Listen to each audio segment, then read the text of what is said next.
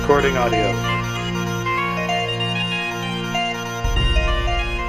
Welcome to Nights at the Round Table, a round table discussion on speculative fiction books and film.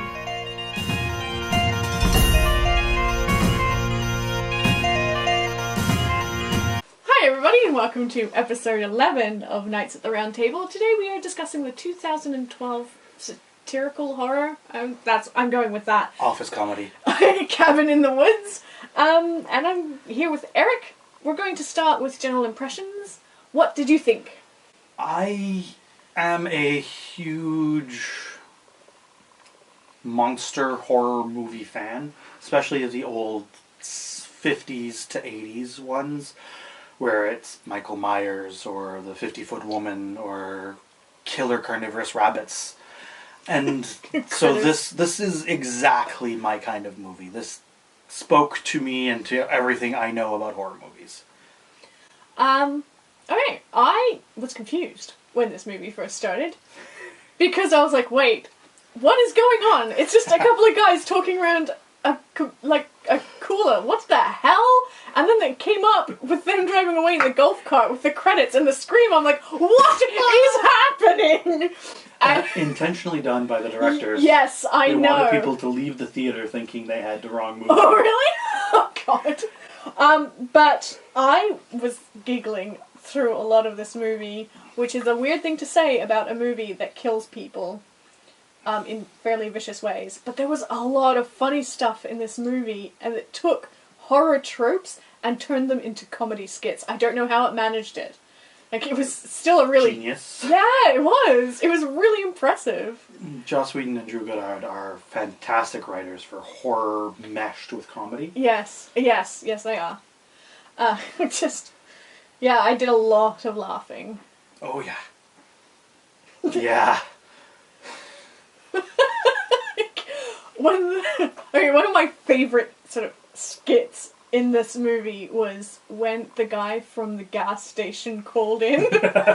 Am I on speakerphone? And And it is pure comedy, but it's also him warning them. So, in a horror movie, there are certain things that happen. There's always the creepy old dude who warns them not to do it, and they ignore. He did that to both the kids and to the controllers, which at first you're like, ha, this is so funny. And you're making fun of them, and then you realize, wait, this falls both sides of the trope. Yeah. Yeah, it's... But then my thing is, the thing I liked about it most was he was all like prophesied, and the language was kind of purple as he was going through explaining this, and then he's like, wait, am I on speakerphone? In a totally normal voice that was not his, yeah. Yeah, it was so well done, and I was trying not to laugh because the cat was asleep on my arm, and I didn't want to disturb her, but I was vibrating. I was having so much fun with that scene. Yeah. Really well played, guys. Really well played. That is something that I really liked about all of the characters. All the characters are stereotypes. Mm-hmm. And ridiculous ones from horror, but they play a real character and the stereotype. Yes.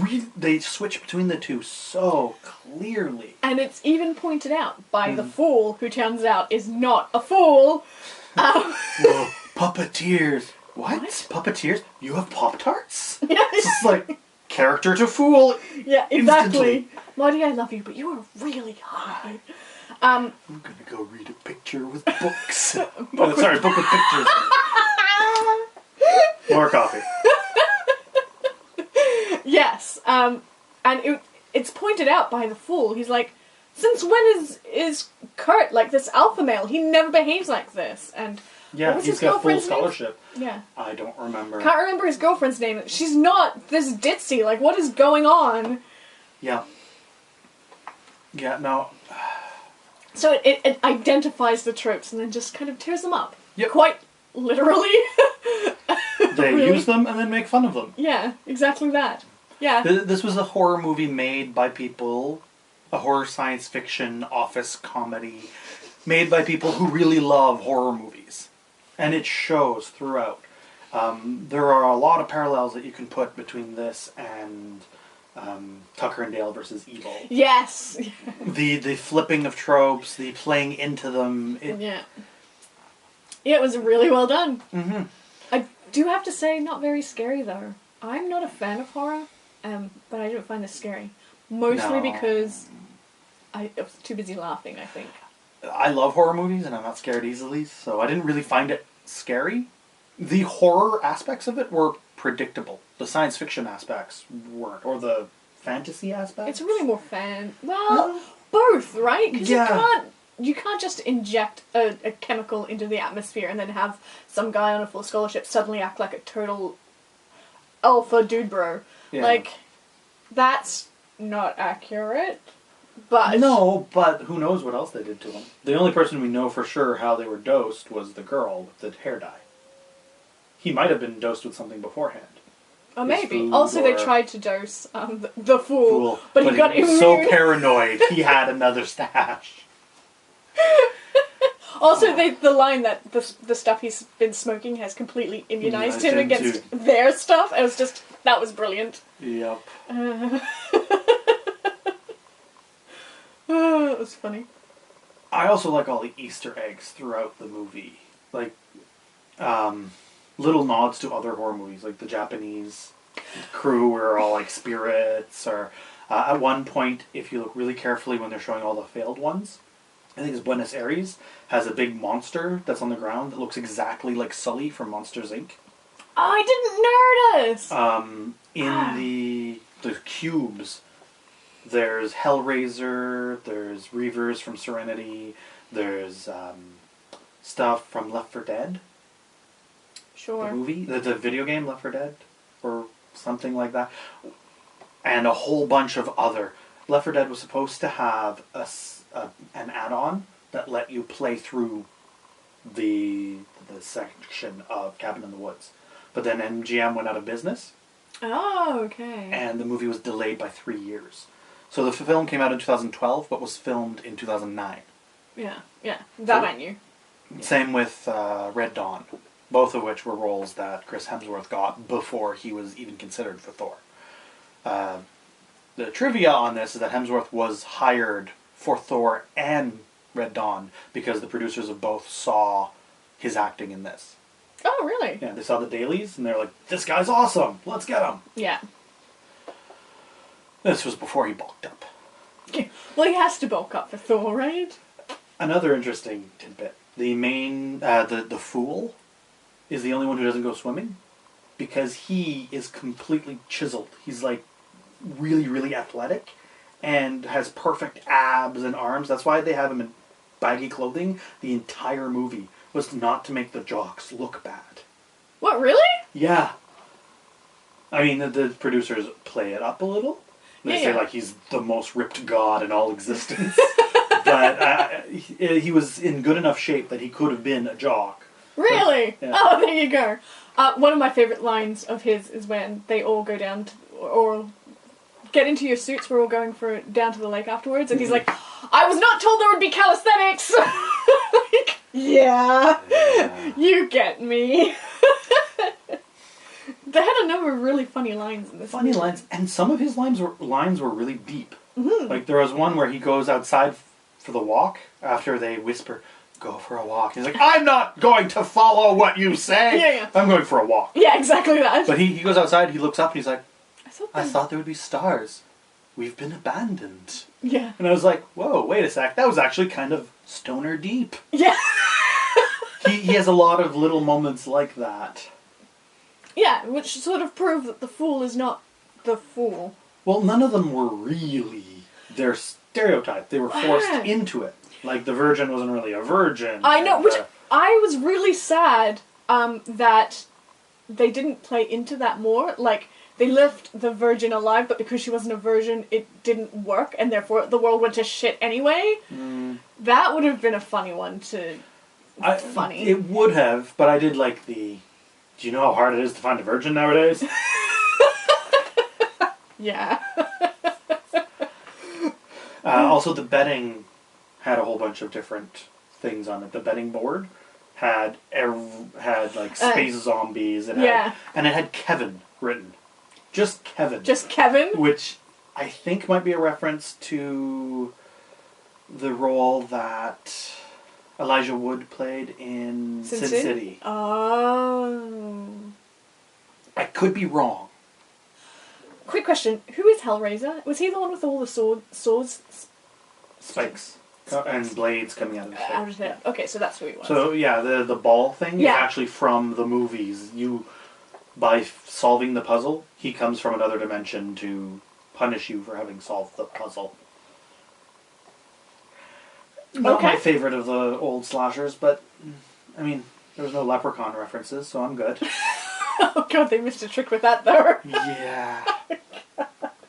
Another very funny moment was when the guy who wants to see mermaids finally gets to see a mermaid just before it kills him, and he's just like, "Oh, come on!" That blood scene yeah. was filmed. It was 10 minutes. They just kept pumping blood so that at the end you would actually see all the gore around them. The vampire bat was cool. Mm-hmm. The way they did the vampire bat, that was really awesome. Sigourney Weaver? Yes. Did this movie specifically because they promised to have a werewolf in it, and she wanted to be in a movie with a werewolf because she hadn't yet. Really? Yes. Oh, that's awesome. I loved the Sigourney Weaver cameo right at the end when she walked up. The director. I'm like, well, of course it is. Also, she does the same thing in Paul. If you haven't seen Paul, I haven't seen Paul yet. It's funny. She does the same thing. She shows up at the end for the sort of end scene cameo, and I'm like, oh yes. Wasn't it also her in Ghostbusters? I didn't watch Ghostbusters. You didn't watch Ghostbusters? Oh, wait, was she in the original Ghostbusters? Yeah, she was in the original. Then yes, she shows up at the end credit scene in the new Ghostbusters. Oh really? Yes. I love Sigourney Weaver. I was kind of upset because we got through the entire movie without her, and I was like, oh no, they forgot one that was alive! Because every other character from the original ones, except for the little dude who retired from acting, Rick Moranis? Moranis, yeah. All the others did cameos, or were a statue in the background for the one who's dead. Yeah. Oh gosh. Is there anything that bothered you in this movie?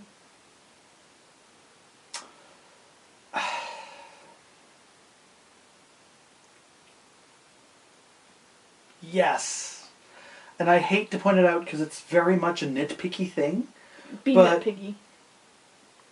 What evil organization that isn't designed by Bond has a purge button that lets them out instead of destroying them? Seriously, that button should have been purge and then all of them fry or get destroyed by various means, not release them into the world. Who the fuck designed this?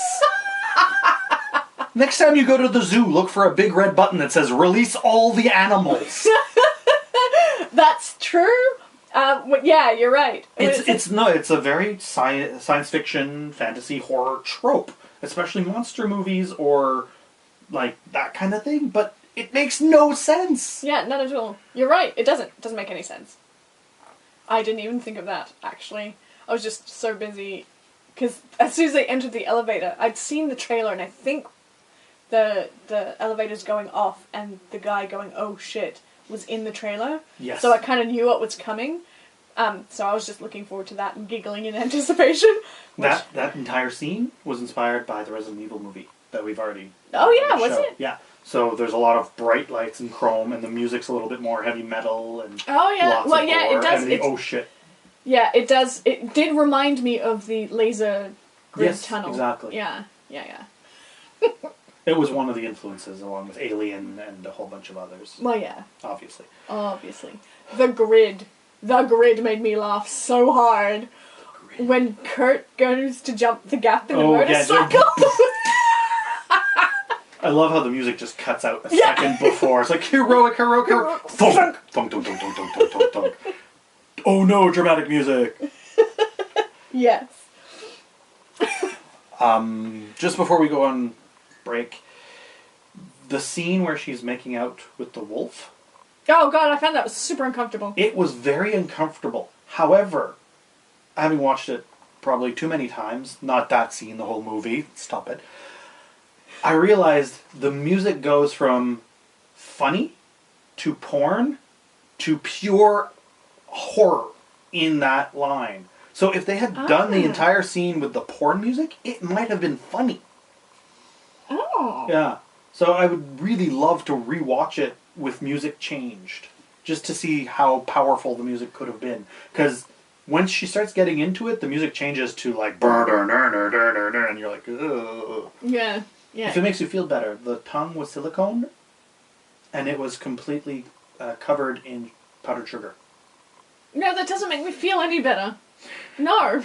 It's still really uncomfortable watching It was really uncomfortable. And it was meant to be uncomfortable. Yes. And you see it in the other characters, but like the split second after, you see that they must be drugged because of that. Yeah, like, right? oh my god, horrible. And she's done, she curtsies, and they're like, yay! And they're like, what the fuck? Yeah, exactly that.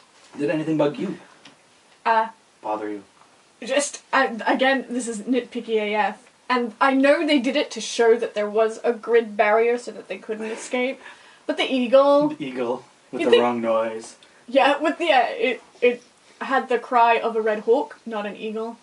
And also it slammed into the grid, and you would think... Because birds seem to know these things. Like, you'd think it would feel the electrical energy and sort of swerve away from it, or at least see a shimmer because their eyes are different or something. But no, it just sort of slams into the grid and falls down in like a ball of feathers. That bugged me a little bit. I know why they did it, but it still bugged me. Yeah. Yes. It's really all I can think of. I really like that the black guy didn't die first. That was nice. Thanks. That was nice, yeah. And also that he was the scholarly one. That made me smile. Yeah. I mean, they all were full scholarships, yeah, but he was the scholar. The scholar. I like how he died, too. That was a really cool... Yeah. Right through the forehead while he's driving. Yeah. Was it forehead? I thought it was his throat. Or throat? I'm pretty sure it was his throat. Okay, throat. I don't remember details. Except for unimportant ones. Apparently the song playing while they're all celebrating is... while she's being beat up in the background, the song says something along the lines of, I've seen this before, too many times before. Oh, yeah. Which, that was a funny juxtaposition. Everybody's partying like, yay, we did it! Yay, we did it! And in the background, this poor girl is getting ripped to shreds almost. Like, jeez. These people are messed up. But you can kind of understand them. That's the really cool thing. They're villains. Quote unquote.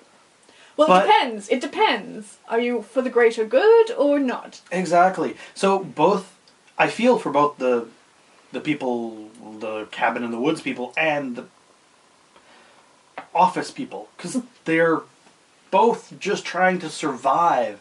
So when you watch them cheering at someone's death, you're like, but I like them. Yeah. But I guess we don't want the end of the world.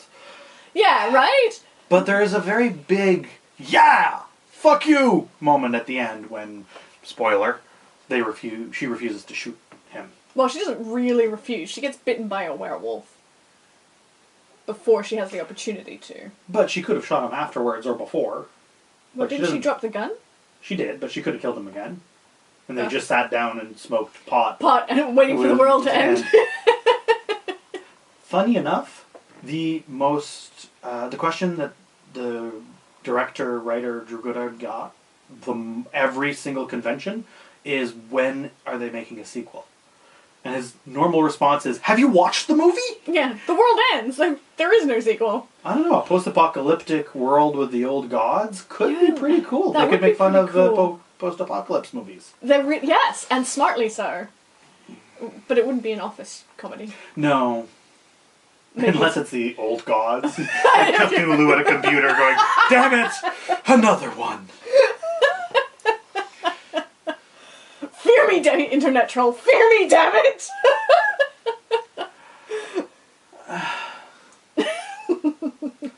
Yeah. If I had another nitpick, it would be, I found some scenes very dark, filmed-wise. Like, I had trouble seeing some of the murders. Really? Yeah, the when the guy and girl get attacked in the... I found it really hard to see. Oh, really? Oh, that was Maybe it was my TV. Might have been the settings on your TV, because I didn't have an issue with that.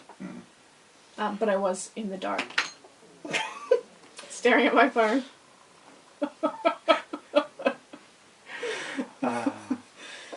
Yeah, I'm surprised by how much I like this film, because horror is not usually my thing, but this was satire, really, more than horror for me, and I thought it was very funny.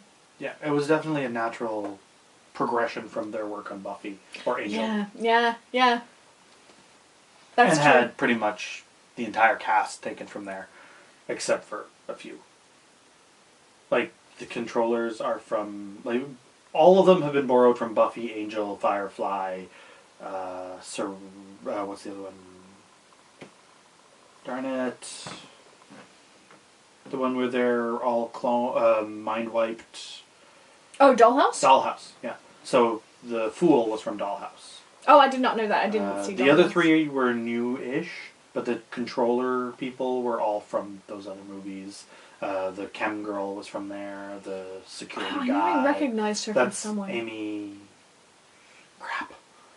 No, interesting name. She was Fred in Angel. Yeah, I know I recognized her. Yeah. I didn't recognize the security guy, though. Security guy was in Dollhouse. Okay, that would be why, because the intern was from Buffy.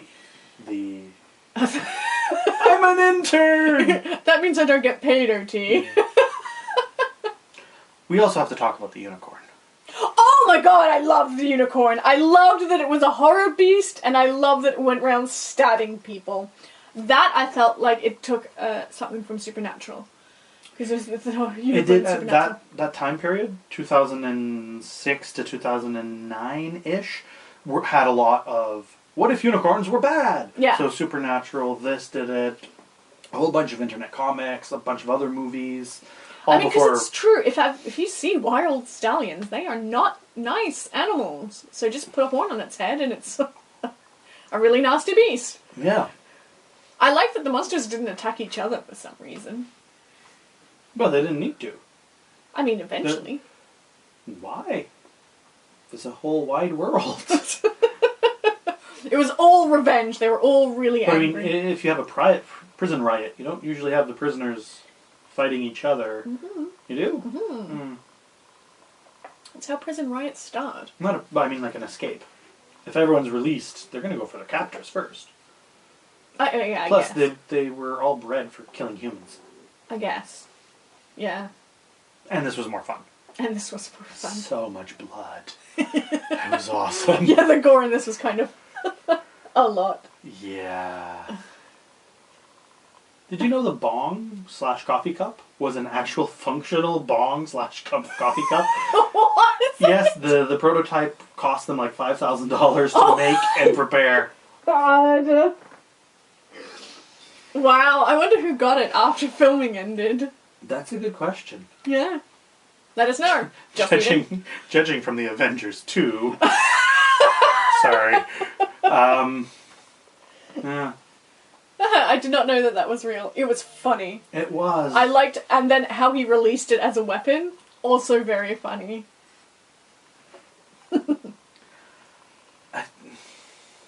Yeah, I can't say really that there was anything horribly wrong with this movie. There was nothing that made me uncomfortable. Considering how much dismemberment and disembowelment there was. I mean, the wolf thing, yes. But that's in every horror movie. There's you've got to prove that she's a... tart. Sure, that's the word. You know, the ones who have sex are always the first ones to go. Don't have sex in a horror movie. If you know you're in a horror movie, don't have sex.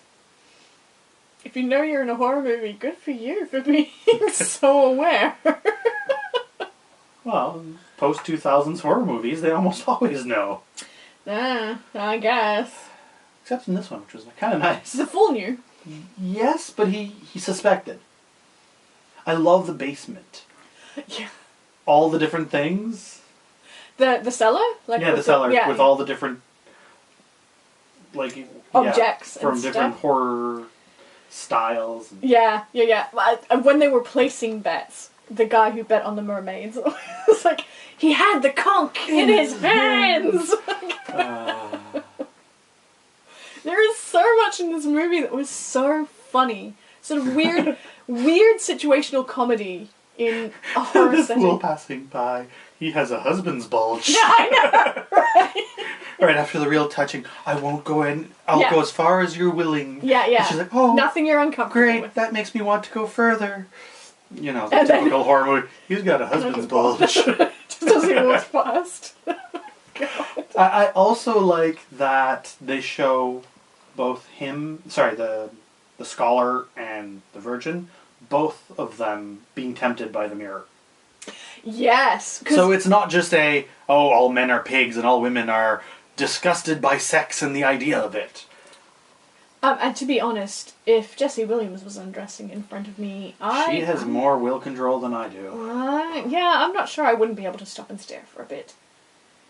I also liked how they both went, oh no. With the painting. With the painting. Yeah. Oh, hell no. Yeah. Yeah. I liked Jessie Williams' character in this. He was smart and considerate, without being sort of preppy and annoyingly goody two-shoes. Yeah. Yeah. And also, Chris Hemsworth's character right at the beginning, helping out with the book selection. Really Who taught you about this? Yeah. Also, when he put away the textbooks and said, no, read this. This one, the professor teacher has no idea what about it. Yeah, so he'll be really impressed. It shows that he's not an idiot. Yeah, exactly that. Yeah. Although, the blonde girl was always... And I think it was because it was in the dye. Yeah. She always came across as kind of ditzy to me. She did, but she was also probably the kind of person who likes to act a little ditzy. I'm going on vacation, yay! Yeah. So yeah, I've nothing really awful to say about this movie. It was good. I probably won't add it to my collection, but I wouldn't be upset if I watched it again. I've bought it twice. I replaced my DVD with a Blu-ray. Oh, with the Blu-ray. Okay, I was going to say, wait, what? Okay, so final thoughts and star rating? I feel like I say this a lot, but this is exactly my kind of movie or book. So this is your entertainment. This is my kind of entertainment, and it's nice to have something that is both lighthearted and gory. Mm-hmm. And consistent throughout. There's no points in it where I'm like, wow, this storytelling just went dumb. Or where it feels like the filmmakers got interfered with. I give it a 4.5. Oh, wow, okay. I will rewatch this over and over again and again.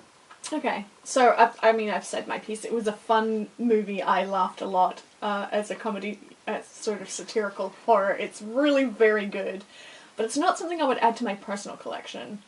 So maybe like 3.5, 3 3/4, maybe, just to really irritate Tom. Hi, Tom. But I really enjoyed it. I'm not sad at having watched it. I didn't want to see it in the theatre because it looked too scary for me, but it's not that scary. And it's very fun. I like that in the theatre, the trailers, they made it look like a regular horror movie. Yeah.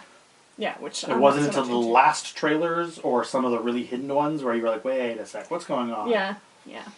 So yeah, good movie. Watch it. Yeah. You get to pick the next one. The writers and director, Drew Goddard and Joss Whedon, are working on another project together. Oh, nice. That is a World War II horror satire.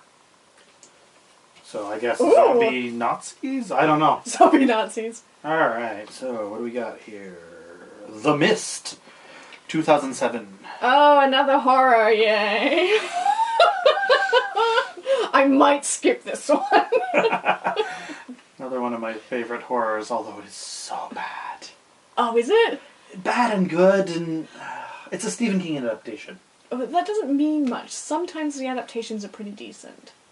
Yes, but they usually miss the point. Ah, well, there is that too. Okay, so the next movie we will be reviewing is The Mist. If you have any thoughts about The Cabin in the Woods, leave them down below or in our Goodreads discussion group. And if you have any suggestions for movies you'd like us to watch and review for you, leave that in the comments as well. Don't forget to like and subscribe, and thanks so much for watching, guys. Bye!